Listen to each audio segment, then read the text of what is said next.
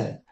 اللہ کے نبی علیہ الصلوۃ والسلام فرماتے ہیں کہ جو جمعہ کے دن 200 بار درود پاک پڑھے اللہ اس کے 200 برس کے گناہ معاف فرما دیتا ہے۔ تو یہ ہمیں غور کرنا ہے اور ہمیں جمعے کے دن کثرت سے درود پاک پڑھنا ہے۔ آئیے مل کر محبت کے ساتھ بآواز بلند درود پاک پڑھ لیں۔ صلو علی الحبیب صلی اللہ تعالی علی محمد صلی اللہ علیہ وسلم۔ قرآن پاک کی وہ آیتیں جس میں رب کریم نے مومنوں سے براہ راست بات کی ہے، مسلمانوں سے براہ راست بات کی ہے اور فرمایا یا ایھا الذین آمنو، اے ایمان والو۔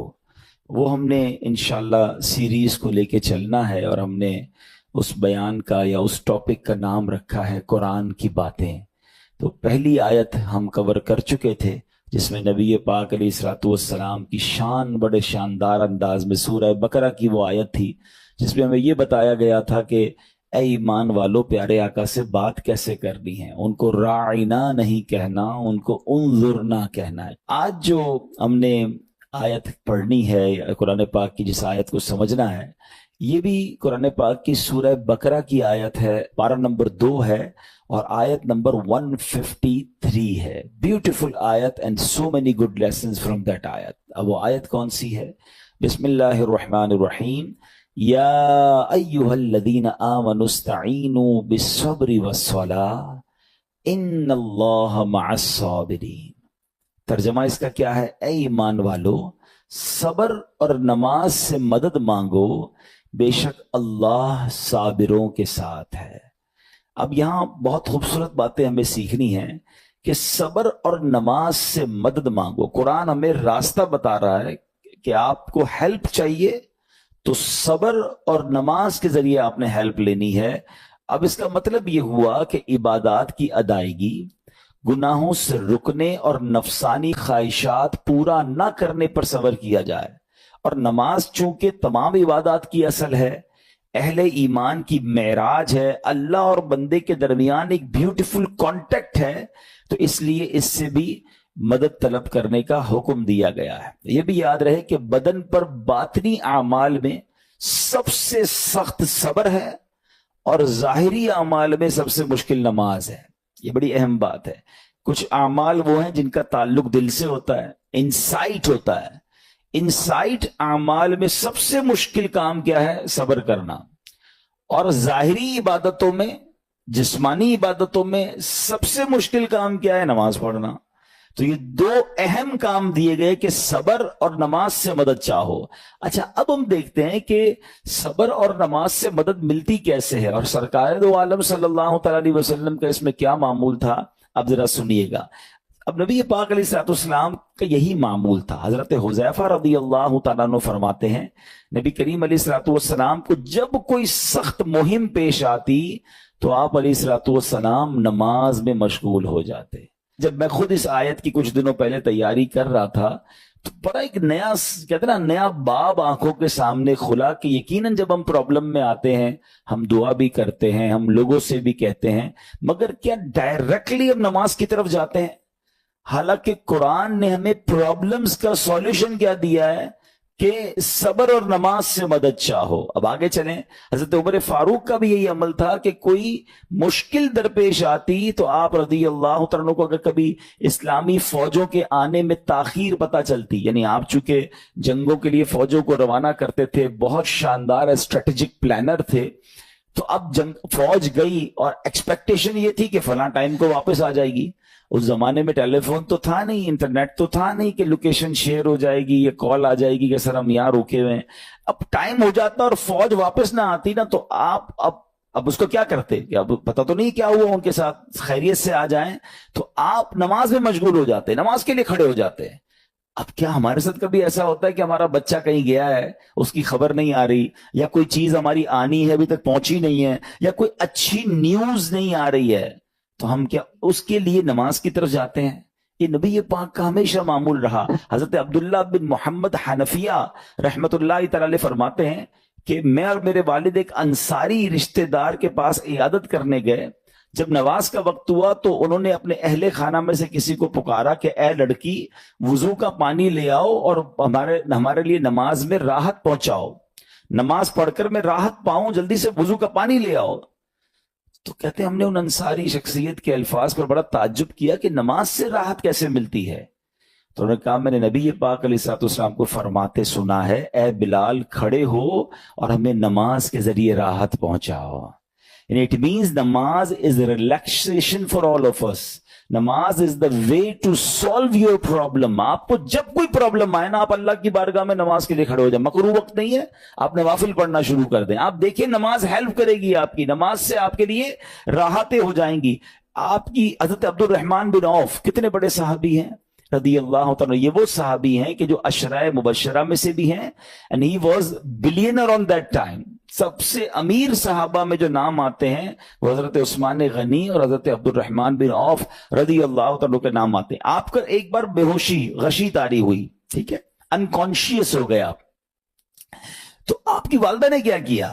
آپ کی والدہ، لوگ سمجھے کہ آپ کی جان نکل گئی ہے، آپ کی والدہ مسجد کی طرف چل پڑی تاکہ وہاں جا کے نماز پڑھیں اور اس سے مدد حاصل کریں۔ جب حضرت عبد الرحمن بن عوف کا ہوش آیا نا تو لوگوں نے کہا کہ آپ کی طبیعت کیسی ہے؟ تو آپ نے کہا کیا مجھ پر غشی طاری ہو گئی تھی ہیں؟ تو کہا جی۔ تو کہتے ہیں بے شک میری بے ہوشی میں میرے پاس دو فرشتے آئے اور کہنے لگے تم چلتے نہیں کہ ہم تمہیں خدا کی بارگاہ میں لے جائیں اور تمہارے بارے میں فیصلے لیے جائیں؟ دوسرے فرشتے نے کہا انہیں لوٹا دو، یہ ان افراد میں سے ہے جن کے لیے ان کی ماؤں کے پیٹ میں ہی سعادت مندی لکھ دی گئی تھی، اور ان قریب اللہ تعالیٰ ان کے ذریعے ان کی اولاد کو جب تک چاہے گا نفع دے گا۔ اس کے بعد آپ رضی اللہ تعالیٰ ایک مہینہ مزید زندہ رہے، اس کے بعد انتقال ہوا۔ تو پتہ چلا کہ آپ کی والدہ نے نماز پڑھی، اللہ سے مدد مانگی اور آپ کو اللہ نے ایک نئی زندگی عطا فرمائی۔ اب انڈرسٹینڈنگ آف قرآن کریں گے، میں نہیں کہتا، ہونا تو یہی چاہیے کہ مسلمان ہونے کی حیثیت سے مجھے اور آپ کو پورا قرآن ایک بار تو زندگی میں ہم نے ترجمہ اور تفسیر سے پڑھا ہوتا۔ یار کم از کم یہ تو ہو سکتا ہے نا، جتنا نماز میں قرآن پڑھتے ہیں اتنا تو سمجھ لیتے، اس کو تو انڈرسٹینڈ کر لیتے، قرآن کی چند مشہور سورتوں کا معنی تو پتا ہوتا۔ مگر خشوع و خضوع کا تو عالم یہ ہے کہ نماز میں دھیان ہی کہیں اور ہوتا۔ لوگ کہتے بھی ہمارا دھیان کہیں اور ہوتا۔ وہ مشہور چٹکلا ہے نا کہ ایک صاحب آئے، عشاء کی جماعت چلی گئی، رونے لگ گئے، تو نمازیوں نے کہا یار نہیں رو بھائی، اتنی نماز سے محبت، اتنی جماعت سے محبت کہ جماعت چلی گئی اب رو رہے۔ کہتے یار بات یہ نہیں ہے، مسئلہ یہ کہ روز دکان بند کر کے عشاء کی جماعت میں آتا تھا، امام صاحب 4 رکعت پڑھاتے تھے، میں پورا حساب ملا لیتا تھا، اب جماعت تو چلی گئی، اب حساب کب ملاؤں گا اور نماز کب پڑھوں گا؟ ایکچولی نماز کیا ہے؟ اللہ کی بارگاہ میں حاضری ہے۔ آپ کسی بہت بڑی شخصیت کے پاس، بڑے سیٹھ کے پاس، جس کے پاس آپ کی فائل رکی ہوئی ہو، اس افسر کے پاس جائیں تو دھیان کدھر ہوتا ہے؟ بالکل اس کی طرف فوکس، ہاتھ بندے ہوئے، سر میرا چھوٹا سا کام، پلیز پلیز سائن پہ، اتنی اس سے لجاجت، اس کی طرف فوکس۔ اور خدائے احکم الحاکمین کے دربار میں آنا، دھیان کہیں اور ہے، سوچ کہیں اور ہے۔ خود سوچو، شرم آنی چاہیے۔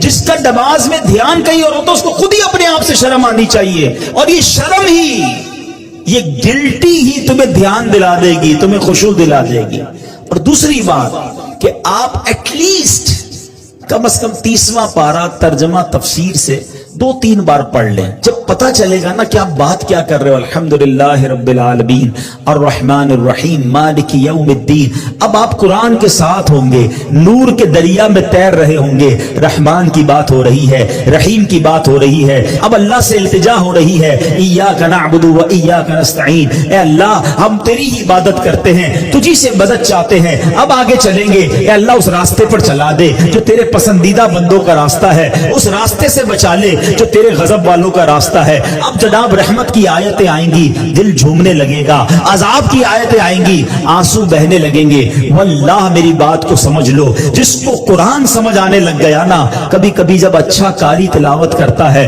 امام صاحب تلاوت کرتے ہیں نا، جن کو قرآن سمجھ آ رہا ہوتا ہے نا، وہ کہتے امام صاحب رکوع میں نہ جائیں، اور تلاوت کریں، اللہ کی اور باتیں سنائیں، ہمیں اور قرآن کی باتیں سنائیں، کیونکہ قرآن کے ساتھ وہ اٹیچ ہو جاتے ہیں۔ لیکن جس کو انڈرسٹینڈنگ ہی نہیں ہے، اس کو کیا فائدہ ہوگا؟ پلیز قرآن سے ایسی دوستی کرو. اور میں آپ کو کوئی بہت بڑا کام نہیں بتا رہا، کم از کم 30واں پارہ ترجمہ تفسیر، اب تو صراط الجنان آ گئی ہے، حاصل کر لے، پڑھ لیں، آپ کی زندگی بدل جائے گی. واللہ جس کو نماز سمجھ آنے لگ جائے گی اس کو نماز کا مزہ ہی اور آتا ہے. سبحان ربی العظیم جب وہ کہتا ہے اور وہ سمجھتا ہے کہ میں عظیم رب کی تعریف کر رہا ہوں، تو بعض اوقات تو آنکھوں سے آنسو نکلتے ہیں. سجدے میں جا کر سر جھکا کر سبحان ربی العالی جب دل کی گہرائیوں سے بندہ ادا کرتا ہے تو اللہ کو گویا یہ کہہ رہا ہوتا ہے، اے اللہ سر بھی تیرے دربار میں جھکا دیا، اب میں نے سب کچھ تیرے دربار میں جھکا دیا ہے، اپنا سراپا تیرے بارگاہ میں جھکا دیا ہے. اے اعلیٰ رب، اے مالک، اے خالق، اے سب سے بڑے مولا، اب مجھ پر نگاہ رحمت فرما دے. ناظرین، آپ جانتے ہیں 2 کام ایسے ہیں جو شیطان پر بڑے بھاری ہیں، شیطان کو اس سے بڑی تکلیف ہوتی ہے، ایک اذان اور دوسرا نماز.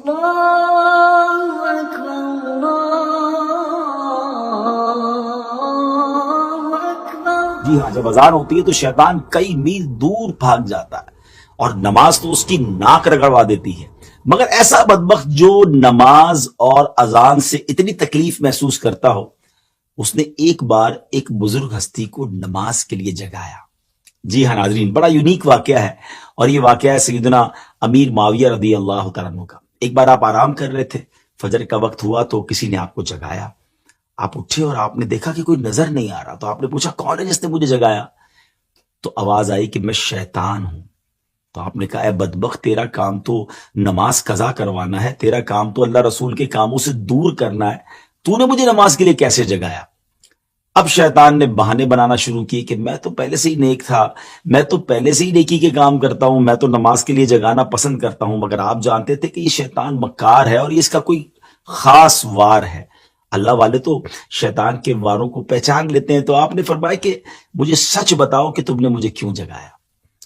تو شیطان کہتا ہے کہ حضور بات یہ ہے کہ اگر آپ نماز کے لیے نہ اٹھتے تو مجھے معلوم ہے کہ آپ کو نماز سے کتنی محبت ہے. نماز قضا ہونے کی وجہ سے آپ خوب گریہ وزاری کرتے، اللہ کی بارگاہ میں خوب روتے، اور اللہ کریم آپ کی وہ گریہ وزاری کو قبول فرما کر آپ کو ایک نماز کا گناہ تو معاف فرماتا، مگر ہزاروں نمازوں کا ثواب بھی عطا فرما دیتا.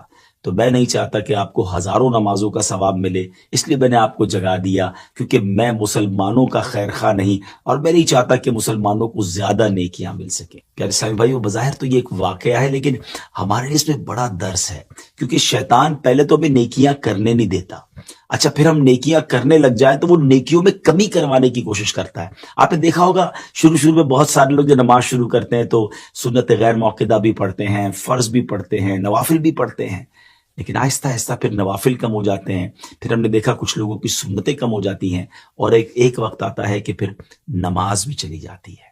تو شیطان کے واروں کو سمجھیے، اول تو وہ نیکی کرنے نہیں دیتا، نیکی کرے تو اس نیکی میں کمی لانے کی کوشش کرتا ہے. وہ بڑا مکار ہے، ہمیں شیطان کے واروں کو سمجھنا ہے. اب دیکھیں نا، کچھ ہی دن پہلے کی بات ہے کہ ماہ رمضان میں سارے ہی تقریباً نماز پڑھ رہے تھے، روزے ہو رہے تھے، عبادتیں ہو رہی تھیں، مگر کتنی بڑی تعداد ہے جو اب رمضان کے بعد مسجدوں میں نظر نہیں آ رہی.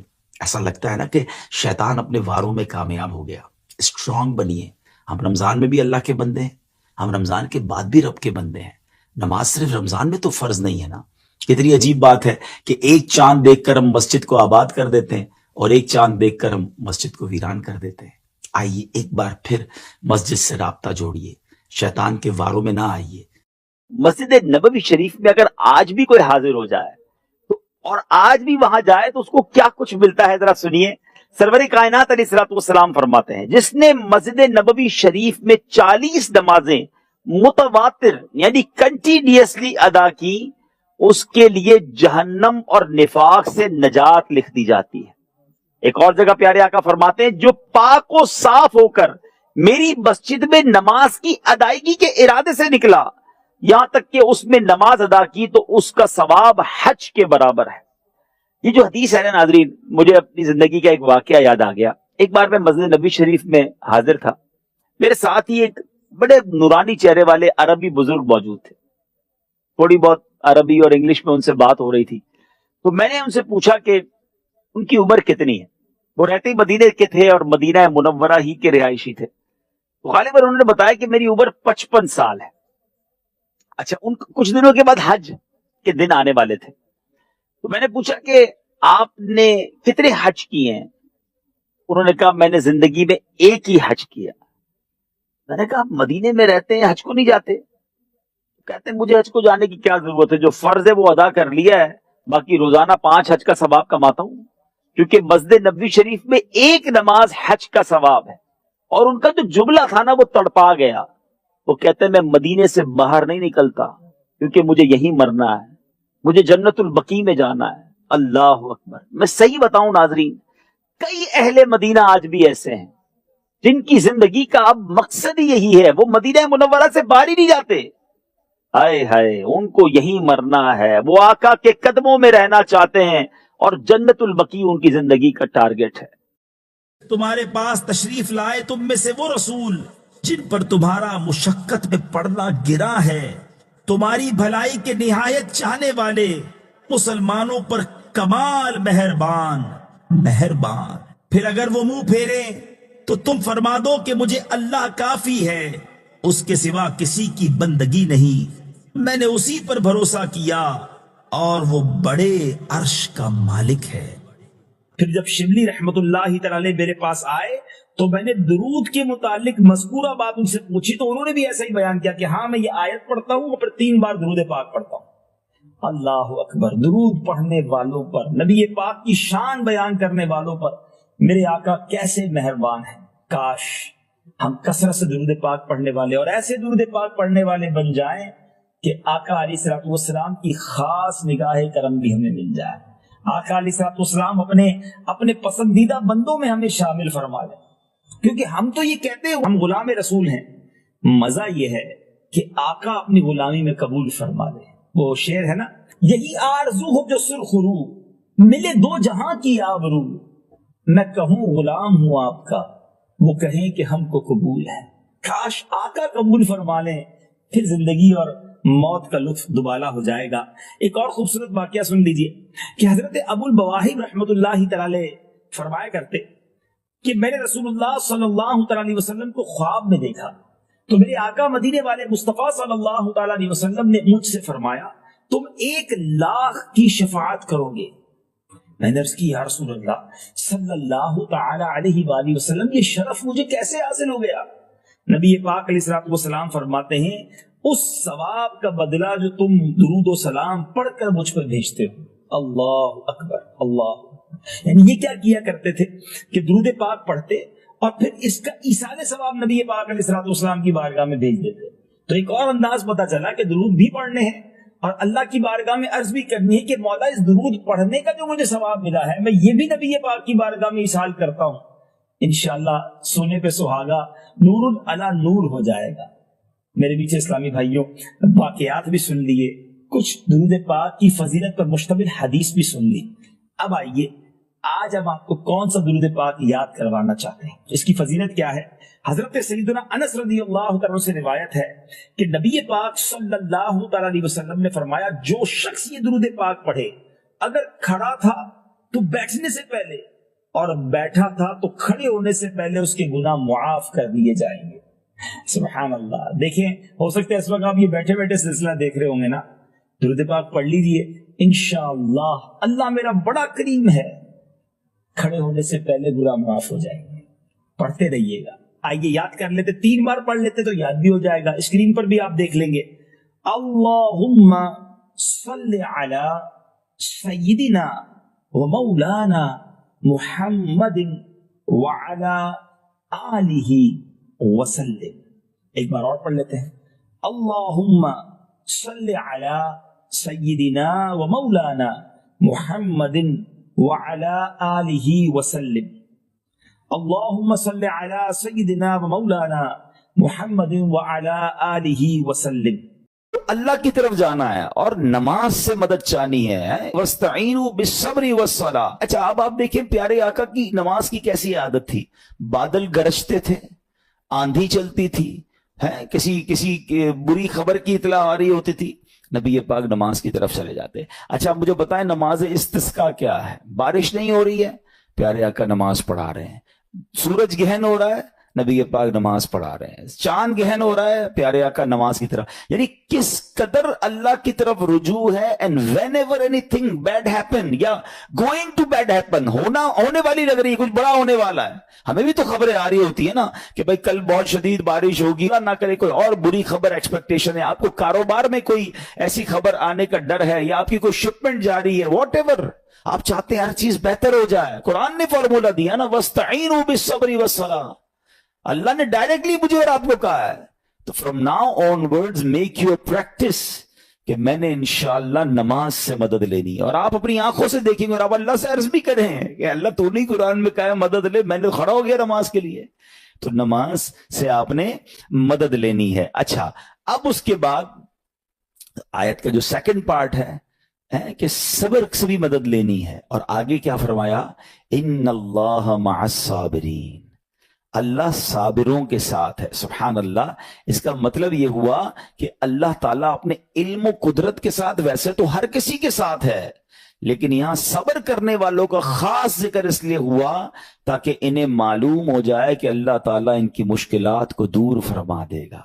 مگر کرنا کیا ہے, صبر کرنا ہے. اچھا, اب صبر کے بارے میں دو باتیں بڑی اہم ہیں کہ صبر نارملی ہم جب بھی صبر کے بارے میں سنتے ہیں تو صبر ہم کہتے ہیں یار تکلیف آئی ہے صبر کرو, یقیناً یہ بھی صبر ہے, مگر صبر کی ایک اور قسم بھی ہے جو اس سے بھی سپیریئر ہے, جو اس سے بھی افضل ہے, اور وہ کیا ہے, گناہ کے لیے دل چاہے, حرام کے لیے دل چاہے, نفسانی خواہشات برا کام کروانا چاہ رہی ہیں اور بندہ اس پر صبر کرے.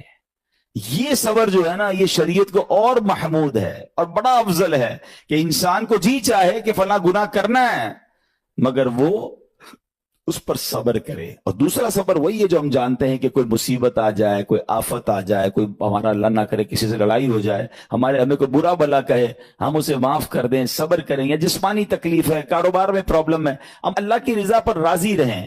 تو یہ دو قسم کے صبر ہیں.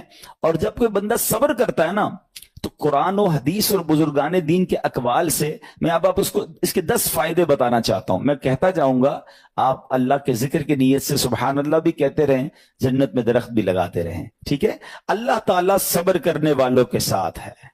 صبر کرنے والے کو اس کے عمل سے اچھا اجر ملے گا, صبر کرنے والے کو بے حساب اجر ملے گا. صبر کرنے والوں کی جزا دیکھ کر قیامت کے لوگ حسرت کریں گے. صبر کرنے والے رب کریم کی طرف سے درود و ہدایت اور رحمت پاتے ہیں. صبر کرنے والے اللہ کو محبوب ہیں. صبر آدھا ایمان ہے. صبر جنت کے خزانوں میں سے ایک خزانہ ہے. صبر کرنے والے کی خطائیں مٹا دی جاتی ہیں, اور صبر ہر بھلائی کی کنجی ہے. اب آتے ہیں ان دونوں صبر کو تھوڑا سا ڈیفائن کرتے ہیں. ایک نفسانی خواہشات, گناہ کا جی چاہتا ہے, کیونکہ نفس ہے نا وہ تو ہر وقت موج مستی چاہتا ہے, وہ تو ہر وقت چاہتا ہے جناب بس یہ بھی کام کر لوں, وہ بھی کر لوں. اب مجھے یہ دیکھنا ہے کہ میرا یہ کام اللہ کو راضی کرے گا یا رب کو ناراض کر دے گا. لیکن جو نفسانی خواہشات پر صبر کرتا ہے نا, گناہ سے اپنے آپ کو بچاتا ہے. قرآن کیا کہتا ہے, وَأَمَّا مَنْ خَافَ مَقَامَ رَبِّهِ وَنَهَى النَّفْسَ عَنِ الْهَوَىٰ فَإِنَّ الْجَنَّةَ هِيَ الْمَأْوَىٰ. اور رہا وہ جو اپنے رب کے حضور کھڑے ہونے سے ڈرا اور نفس کو خواہش سے روکا, تو بے شک جنت ہی اس کا ٹھکانہ ہے. دل چاہ رہا ہے, شیطان کہہ رہا ہے کر لے, کوئی دیکھنے والا نہیں ہے, علاقہ بھی چینج کر لیا, شہر بھی تبدیل ہو گیا, nobody here to watch you, مگر اللہ دیکھ رہا ہے. اچھا, نارملی اگر غور کریں ہم گناہ کرتے کیوں ہیں, جتنے بھی گناہ ہے, what ever the list of گناہ اٹھائیے, کوئی شراب پیتا ہے, کوئی بدکاری کرتا ہے, معاذ اللہ, کوئی جوا کھیلتا ہے, کوئی جناب بے حیائی کرتا ہے, گندی چیزیں دیکھتا ہے یا جھوٹ بولتا ہے, واٹ ایور, ان تمام گناہوں میں تھوڑی سی لذت ہے, ٹیسٹ. ٹھیک ہے, غیبت میں بھی ٹیسٹ ہے, بلکہ کتابوں میں آیا کہ غیبت میں شراب سے بھی زیادہ مزہ ہے, جبھی تو بندہ چھوڑتا نہیں ہے. اچھا, لیکن یہ تمام ٹیسٹ میں ایک بڑی اہم بات اب میں کہنے جا رہا ہوں. یہ بزرگ نے بڑی کمال کی ایک 1 لائنر ہمیں دے دیا ہے. وہ کہتے ہیں کبھی بھی لذت کے لیے گناہ مت کرنا, کیونکہ لذت ختم ہو جائے گی, گناہ کا جواب اور پنشمنٹ باقی رہ جائے گی.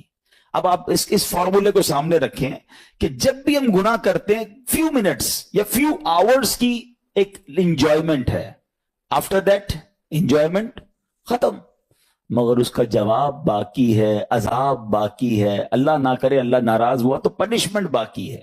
تو کیا فرمایا, انجوائمنٹ کے لیے گناہ مت کرنا, انجوائمنٹ ختم ہو جائے گی, عذاب باقی رہ جائے گا. اور اگلا سینٹنس کتنا خوبصورت ہے, فرماتے کبھی بھی تکلیف کی وجہ سے نیکی مت چھوڑنا, تکلیف ختم ہو جائے گی, اجر باقی رہ جائے گا. اب مثال دیتا ہوں, اس کی 2-3 ایگزامپل سمجھیے. گناہ کی ایگزامپل تو آپ سمجھ گئے کہ کوئی بھی تھوڑی دیر کا گناہ کرتا ہے, لذت پاتا ہے, وہ گناہ ختم, عذاب باقی.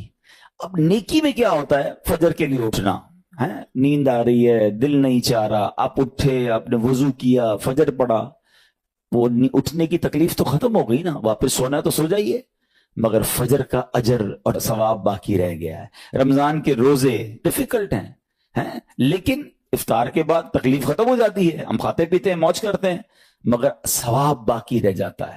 کبھی کبھی آپ کو کوئی مسجد کے میں بلاتا ہے, یار چلو بھائی بیان ہو رہا ہے, اجتماع ہو رہا ہے, کوئی نیکی کی بات ہو رہی ہے, نہیں یار دل نہیں چاہ رہا, آپ آ گئے, آدھے 1 گھنٹہ بیٹھے, پھر چلے گئے, وہ آپ کا جو ٹینشن تھا یا پریشر تھا وہ ختم ہو گیا, مگر ثواب باقی رہ گیا. تو اب اس فارمولے کو یاد رکھیے گا, جب بھی گناہ آپ کی طرف آئے نا, آپ سوچیں کتنی دیر کا فائدہ ہے. 1 گھنٹہ دوستوں کے ساتھ بیٹھوں گا, بری باتیں کروں گا, 2 گھنٹے فلم دیکھوں گا, 2 ڈھائی 3 گھنٹے, بس اس کے بعد جواب تو باقی ہے نا, قیامت تک اللہ کو جواب دینا پڑے گا. نہیں یار مجھے انجوائمنٹ کے لیے گناہ نہیں کرنا ہے. اور جب کوئی نیکی کا کام آئے اور آپ کو لگے یار دل نہیں چاہ رہا, مزہ نہیں آ رہا, بوریت ہوگی, چھوڑنا یار, تو بندہ سوچے کتنی دیر کی نیکی ہے, آدھے گھنٹے کی, 1 گھنٹے کی, بس 2 گھنٹے کی, اور ثواب باقی رہ جائے گا. Let's do it. اگر یہ بات سمجھ آ گئی نا آپ کو, تو انشاءاللہ دیکھیے گا گناہ سے بچنا اور نیکیاں کرنا آسان ہو جائے گا. تو اب کیا فرمایا قرآن نے کہ جس نے اپنے نفس کو روکا, کیا خوبصورت آیت ہے, وَأَمَّا مَنْ خَافَ مَقَامَ رَبِّهِ وَنَهَى النَّفْسَ عَنِ الْهَوَىٰ, اور رہا وہ جو اپنے رب کے حضور کھڑے ہونے سے ڈرا اور نفس کو خواہش سے روکا, تو بے شک جنت ہی اس کا ٹھکانہ ہے. اور ایک اور جگہ کمال سے فرمایا, وَلِمَنْ خَافَ مَقَامَ رَبِّهِ جَنَّتَانِ, مبارک ہو ان کو جو اللہ سے ڈرتے ہیں نا, صبر کرتے ہیں, گناہ نہیں کرتے, رک جاتے ہیں. قرآن کہتا ہے جو اپنے رب کے حضور کھڑے ہونے سے ڈرے, اس کے لیے 2 جنتیں ہیں, 1 نہیں 2 جنتیں ہیں. سورہ رحمان کی آیت ہے. تو پتا چلا کہ نفس کو روکنا یہ آسان بھی نہیں ہے. ہاں دل بہت چاہتا ہے, مگر یہ صبر جو ہے نا, ان اللہ مع الصابرین کا جو معراج ہے, جو ٹاپ آف دا لسٹ صبر ہے, وہ یہ صبر ہے. اچھا اب آتے ہیں ایک اور صبر کی صورت, کہ اب آپ کو کسی نے غصہ دلا دیا, برا بلا کہا, یا آپ کے مزاج کے خلاف بات ہو گئی, اب آپ نے روکنا ہے اپنے آپ کو. اب غصے کا اظہار نہیں کرنا, لڑائی نہیں کرنی, گالی کا جواب گالی, اینٹ کا جواب پتھر, انگریزی کا مقولہ ہے نا ٹٹ فار ٹیٹ, جیسے کو تیسا نہیں. یہ ہماری شریعت ہمیں نہیں سکھاتی. اچھا آج کل کسی کو کہو نا, یار آپ کیوں یار لڑائی کر رہے ہیں, بھائی میں جواب نہ دوں تو لوگ سمجھیں گے کمزور آدمی ہوں, مجھے اپنا روب بھی تو رکھنا ہے, میں بھی تو پتا چلے کون ہوں, اپنا بتاؤں تو صحیح کون ہوں. سچی بات پتہ ہے کیا ہے, جو ٹٹ فار ٹیٹ کرتا ہے, گالی کا جواب گالی سے دیتا ہے نا, وہ واقعی بتا دیتا ہے وہ کون ہے. وہ اپنا تعارف کروا رہا ہوتا ہے کہ یہ بھی ایسا ہے, میں بھی ویسا ہی ہوں. او بھائی. اچھا پھر ایک اور عجیب جملہ بڑا مشہور ہے آج کل, جناب ہم شریف کے ساتھ شریف ہیں, ہم بدماش کے ساتھ بدماش ہیں. مجھے آج تک سمجھ نہیں آئی یہ کون سا بٹن لگا ہوا ہے آپ کے اندر کہ شریف کے ساتھ آپ شریف ہو جاتے ہیں, بدماش آتا تو آپ بھی بدماش ہو جاتے ہیں. جناب والا, شریف آدمی شریف کے ساتھ بھی شریف ہوتا ہے, بدماش کے ساتھ بھی شریف ہوتا ہے. جب بھی تو وہ غلط آدمی اچھا ہوگا نا. نبی پاک علیہ الصلوۃ والسلام نے گالیاں سن کر دعائیں دی ہیں, پتھر برسانے والوں کو بھی دعائیں دی ہیں, مگر ہم تو تیار ہی رہتے ہیں, یار میں بتاؤں گا اس کو میں کون ہوں, ایک گالی دی ہے میں اس کے ساتھ پشتوں کو گالیاں دوں گا. تو پھر آپ بھی ویسے ہی ہو گئے نا جناب. حدیث پاک کیا ہے, ہو از مور اسٹرانگر, ہو از مور پاورفل. اللہ کے حبیب علیہ الصلوۃ والسلام فرماتے ہیں کہ بہادر وہ نہیں, یہ بخاری شریف کی حدیث ہے, بہادر وہ نہیں جو پہلوان اور دوسرے کو پچھاڑ دے, بلکہ بہادر وہ ہے جو غصے کے وقت اپنے آپ کو قابو میں رکھے. اصل بہادری یہ ہے. تو اگر آپ نے واقعی صبر سے مدد لینی ہے, ان اللہ مع الصابرین کا مجدہ لینا ہے, تو بدلے نہیں لینا ہے, معاف کرنا ہے. ذرا مل کر میرے ساتھ شب قدر کی دعا دہرائیے گا, اللہم انک عفو करीमुन तुहिब्बुल अफ़्व फ़अफ़ु अन्नी अल्लाहुम्मा इन्नका अफ़ुव्वुन करीमुन तुहिब्बुल अफ़्व फ़अफ़ु अन्नी अल्लाहुम्मा इन्नका अफ़ुव्वुन करीमुन तुहिब्बुल अफ़्व फ़अफ़ु अन्नी। What is the meaning? इस दुआ का माना क्या है? अल्लाहुम्मा इन्नका अफ़ुव्वुन, अल्लाह तू माफ करने वाला है, तुहिब्बुल अफ़्व माफी को पसंद करता है, फ़अफ़ु अन्नी अल्लाह मुझे भी माफ कर दे। हम क्या कह रहे हैं अल्लाह से? अल्लाह मुझे माफ कर दे, मेरे सारे अगले पिछले गुनाह माफ कर दे। मगर देयर इज अ क्वेश्चन, आपने माफ कर दिया सबको? बंदा कहता नहीं, मैं तो इंतजार में बैठा हूं, मैं तो मौके की तलाश में, बस मौका मिले फिर बताऊंगा मैं कौन हूं। हाथ में आ नहीं रहा बंदा, ट्राई कर रहा हूं किसी जगह आ जाए, बस कोई इसके पैसे वैसे आ जाए, कोई इसका मामला मेरे पास आ जाए, बस फिर देखो क्या करता हूं। बैठे इस इंतजार में बैठे बहुत सारे लोग, कमाल है यार। यानी दुश्मनियां पाली हुई हैं, रिश्तेदारियां काटी हुई हैं, दोस्तों के पास जा नहीं रहे हैं, मियां बीवी में लड़ाई है, एक सॉरी के लिए बीवी घर बैठी है, वो कहती शौहर सॉरी कहते तो मैं आ जाऊंगी, शौहर कहता बीवी माफी मांग ले तो मैं ले आऊंगा। अरे भाई कोई भी आगे बढ़ के माफी कर लो भाई, अल्लाह से माफिया मांग रहे हो, बंदों को माफ करने के लिए कोई तैयार नहीं है। मुझे खुद बताए ना ये कैसी दुआ है कि अल्लाह तू मुझे माफ कर दे, मैंने किसी को माफ नहीं करना। ये बनती है दुआ? अल्लाह से पता है क्या कहें? अल्लाह मैंने बंदा होकर तेरे सारे बंदों को माफ कर दिया है, तू तो सबसे बड़ा माफ करने वाला है ना, अल्लाह तू भी मुझे माफ कर दे। Look at the way to talk, ये मजा है ना बात करने का, फिर दुआ करने का लुत्फ भी आएगा आपको। तो दुश्मनियां ना रखें, गुस्से पर काबू पाएं, मुआफ करें। एक हदीस सुन लीजिए, लर्जा देती है, डरा देती है। अल्लाह के नबी अलैहिस्सलाम फरमाते हैं, जो रहम नहीं करता उस पर रहम नहीं किया जाता, हदीस का खुलासा है। और जो माफ नहीं करता उसे माफ नहीं किया जाता। अब बताइए, हम माफ करते हैं, हम रहम करते हैं? हम कहते हैं अल्लाह हम पर रहम करे, हम किसी पर रहम ना करें। नहीं होगा रहम, पहले अपने अंदर तो लाइए ये बातें। अब एक आयत सुनिएगा, इसके तहत एक वाकया, और फिर मैं बयान को कंक्लूड करता हूं। अल्लाह करीम इरशाद फरमाता है, अल्लज़ीना युनफिकून फ़िस्सर्राई वद्दर्राई वल्काज़िमीनल ग़ैज़ वलआफ़ीना अनिन नास वल्लाहु युहिब्बुल मुहसिनीन। कुरान में रब फरमाता है, जो खुशहाली और तंगदस्ती में अल्लाह की राह में खर्च करते हैं। ये बड़ी खूबसूरत बात है, ये गरीब इस्लामी भाइयों के लिए भी मदनी फूल है। अमीर तो खर्च करता है नॉर्मली, गरीब खर्च नहीं करता अल्लाह की राह में। हमारे किबला मुफ्ती कासिम साहब ने तफसीर कुरान सिरातुल जिनान में एक बड़ी प्यारी बात लिखी।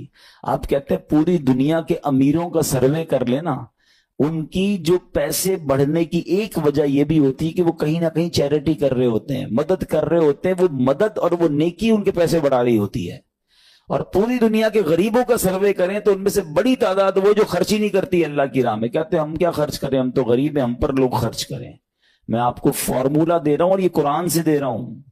हैं जो तंगी में भी अल्लाह की राह में खर्च करते हैं, जो खुशहाली में भी खर्च करते हैं। आप तंगी में आप रुपया खर्च करें, ये नहीं कहते आप 10,000 रुपए खर्च करें, जितनी आपकी हैसियत। ये कारोबार है, आप 1 रुपया देंगे और आएगा, आप 10 रुपए देंगे और आप किसी ना किसी नेकी के काम में खर्च करते रहें, आप गुर्बत से बाहर आ जाएंगे।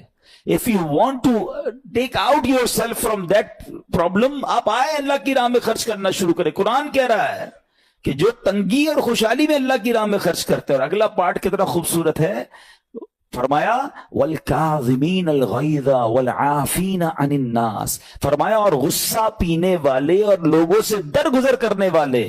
इनाम क्या है? वल्लाहु युहिब्बुल मुहसिनीन, और अल्लाह नेक लोगों से मोहब्बत फरमाता है। और फिर हाँ, जिंदगी में कैलेमिटीज, प्रॉब्लम, बीमारियां, मुश्किलें, कुरान खुद कहता है कि मन करीब तुम्हें आजमाएंगे। कभी बीमारी आएगी, कभी भूख आएगी, कभी माल कम हो जाएंगे, कभी डिस्टर्बेंस आएगी, खौफ आ जाएगा। तो बी रेडी फॉर दैट, सब्र करना है, क्योंकि अल्लाह ने फरमाया वबश्शिरिस साबिरीन, सब्र करने वालों के लिए खुशखबरी है। तो अल्लाह करे कि ये बात हमें समझ आ जाए और हम इस आयत पर अमल करने वाले बन जाएं, तो जिंदगी बड़ी आसान हो जाएगी। यहाँ एक मैं अकीदे की बात भी क्लेरिफाई कर दूं। कुछ लोगों को बाज़ औक़ात कंफ्यूजन होती है या लोग कंफ्यूजन क्रिएट करते हैं। मुझे एक बात बताइएगा कि अल्लाह क्या कह रहा है, वस्तईनु बिस्सब्रि वस्सलाह, ऐ ईमान वालो सबर से और नमाज से मदद चाहो। क्या सबर और नमाज खुदा है? बताइए, नहीं है ना, अल्लाह तो नहीं है। हम सबर और नमाज की इबादत तो नहीं करते। تو جب قرآن کہہ رہا ہے کہ صبر اور نماز سے مدد مانگو تو غیر اللہ سے مدد مانگنے کا درس تو ہمیں قرآن دے رہا ہے. تو اس کا مطلب یہ ہوا کہ اللہ کے سوا کسی چیز سے یا کسی شخصیت سے مدد لینے کا مقصد یہ نہیں ہوتا کہ ہم اس کی عبادت کر رہے ہیں. اگر آج کے دور میں کوئی اللہ کے نبی سے کہتا ہے کہ یا رسول اللہ انظر حالنا یا بھر دو جولی میری یا رسول اللہ، تو یہاں کوئی شرک کی بات نہیں ہے. کیوں کہ یہاں یہ نیت نہیں ہے کہ ہم ان کو خدا مان رہے ہیں، یا یہ بھی نیت نہیں ہے. ایک عقیدہ کلیئر کر دیتا ہوں، پوری دنیا میں عاشقان رسول کا یہی عقیدہ ہے کہ کوئی نبی، کوئی صحابی، کوئی ولی اپنی طرف سے کسی کو کچھ نہیں دے سکتا. وہ سب رب کے محتاج ہیں. اللہ کسی کا محتاج نہیں ہے. جو اللہ کا ہے وہ اس کا اپنا ہے. ہاں، اللہ نے اپنے مخصوص بندوں کو کچھ عطائیں کی ہوئی ہیں، کچھ پاورز دیے ہوئے ہیں. وہ اللہ کی عطا سے اگر کسی کو تقسیم کرتے ہیں تو اس میں کوئی پرابلم نہیں ہے. قرآن کہہ رہا ہے اے ایمان والو صبر اور نماز سے مدد چاہو. یہاں ایک اور بات سمجھنی ہے. دنیاوی طور پہ بھی کیا ہوتا ہے کہ آپ کسی باس ہوتا ہے اپنے کسی مینیجر کو پاور آف اٹارنی دے دیتا ہے کہ یہ تمہارے پاس اس پراپرٹی کا پاور ہے، تمہارے پاس فلاں چیز کا پاور ہے. وہ اس پاور کے بہاف پر وہ کام کر دیتا ہے، مگر کوئی یہ نہیں کہتا کہ he is the owner. Actually he have attorney, he have power of attorney. بالکل ہمارا بھی عقیدہ یہ ہے کہ اللہ نے اپنے کچھ مخصوص بندوں کو، اپنے پیاروں کو کچھ اختیارات عطا فرمائے ہیں، اور جب وہ ان اختیارات پر عمل کرتے ہیں تو ایکچولی وہ اللہ ہی کی عطا ہے. ہاں، دنیا میں اگر کوئی یہ سمجھتا ہے کہ کوئی شخصیت یا کوئی بزرگ یا کوئی اللہ والے اپنی طرف سے دیتے ہیں، رب کا اس میں کوئی دخل نہیں، تو یہ شرک ہے، یہ بات درست نہیں ہے. ہمارا سب کا عقیدہ یہ ہے کہ جو کچھ دنیا میں اگر کسی ولی، نبی، صحابی کے پاس ہے وہ رب کا دیا ہوا ہے، رب کی عطا ہے. رب ان